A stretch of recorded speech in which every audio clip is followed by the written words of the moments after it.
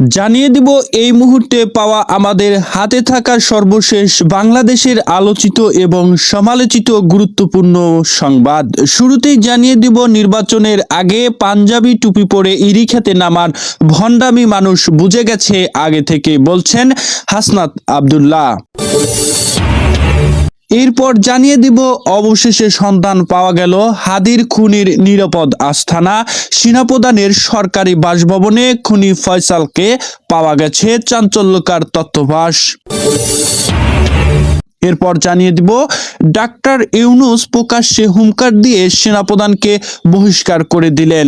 খুনিদের আশ্রয়স্থল হয়ে দাঁড়িয়েছেন সেনাপ্রধানের বাসভবন।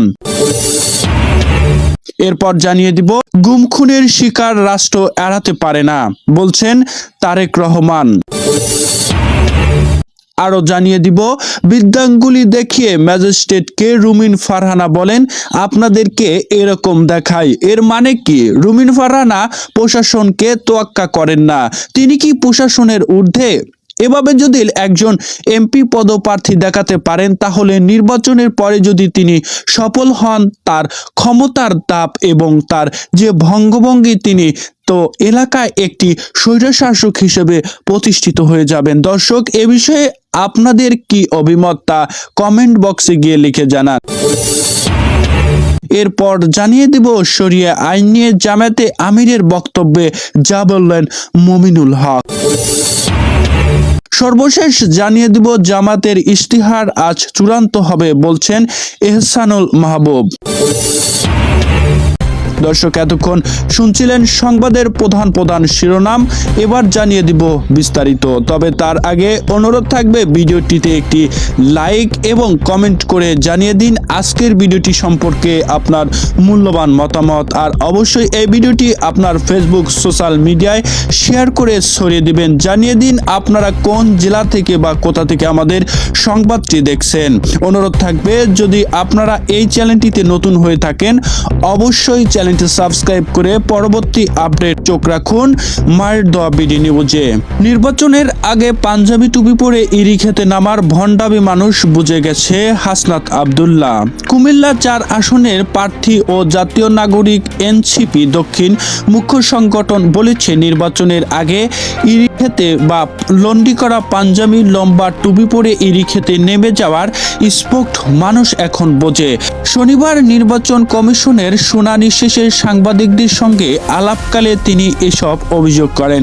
নির্বাচন কমিশনের আপিল শুনানি চলাকালে বিএনপি নেতা আব্দুল আউয়াল মিন্টুর শোভাযাত্রা আচরণ এবং কমিশন কৃতিত্ব বিষয়টি এড়িয়ে যাওয়ার তীব্র নিন্দা ও সমালোচনা করেন হাসনাত আব্দুল্লাহ।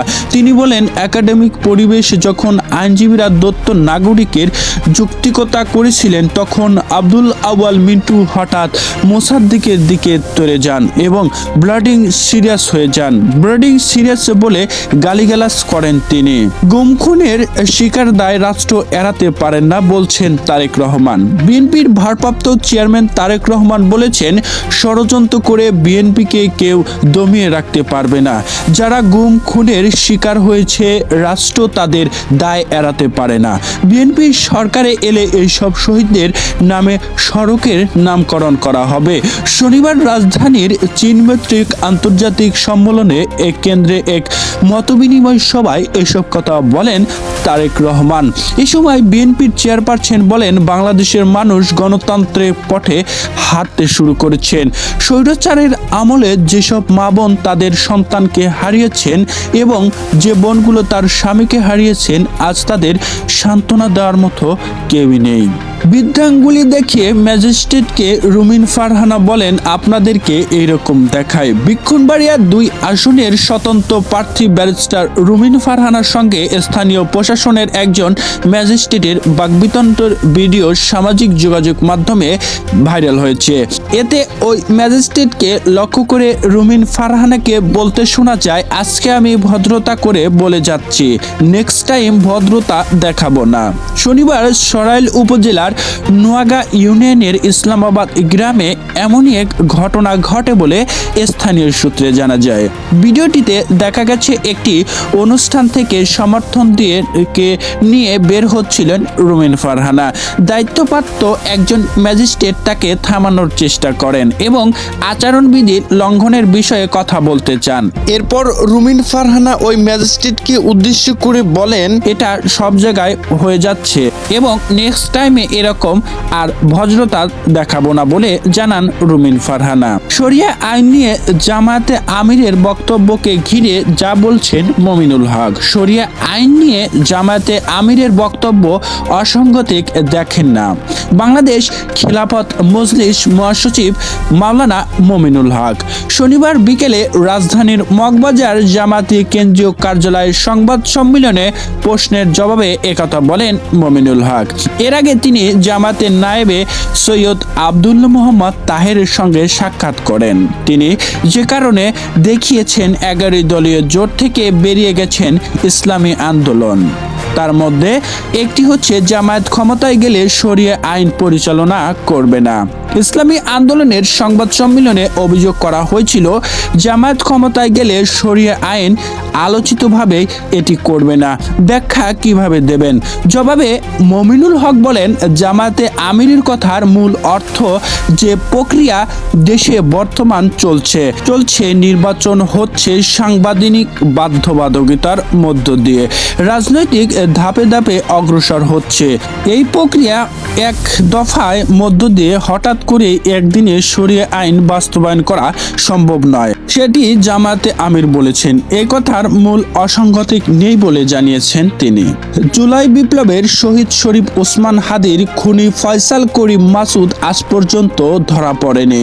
তথ্য পাওয়া গেছে সে সেনাপ্রধানের সরকারি বাসভবনে গিয়ে আত্মগোপন করেছে। অত্যাধুনিক প্রযুক্তি ব্যবহার করে দেখা গেছে খুনি ফয়সাল বাংলাদেশের বহল তলিয়ে আছেন। পুলিশ কর্মকর্তা যেখানে অভিযান প্রস্তুতি নিলেও উপরের মহলের নির্দেশনা বাধা দেওয়া হয়। শহীদদের নিয়ে শোক প্রকাশ করা হলে খুনিদের ভিআইপি প্রোটোকল দিয়ে লুকিয়ে রাখার অভিযোগ উঠেছে সেই প্রশাসনের বিরুদ্ধে। ইউনূস সেনাপ্রধানকে উদ্দেশ্য করে আরো বলেন যে ছাত্র জনতা এই পরিবর্তন খুনিদের বিচারের জন্য এনেছেন, লালন পালন করার জন্য নয়। সেনাপ্রধানকে তিনি হয়তো পদত্যাগ করতে বলবেন, না হয় বহিষ্কারের আদেশ দিবেন, সই করবেন বলে হুঁশিয়ারি দিয়েছেন ডক্টর মোহাম্মদ ইউনূস। প্রিয় দর্শক, বিস্তারিত ঘটনাকে কেন্দ্র করে আপনার মূল্যবান মতামত অবশ্যই কমেন্ট করে জানাবেন। পরবর্তী সংবাদ পেতে অবশ্যই চ্যানেলটি সাবস্ক্রাইব করে আমাদের সাথেই থাকবেন। আল্লাহ হাফেজ।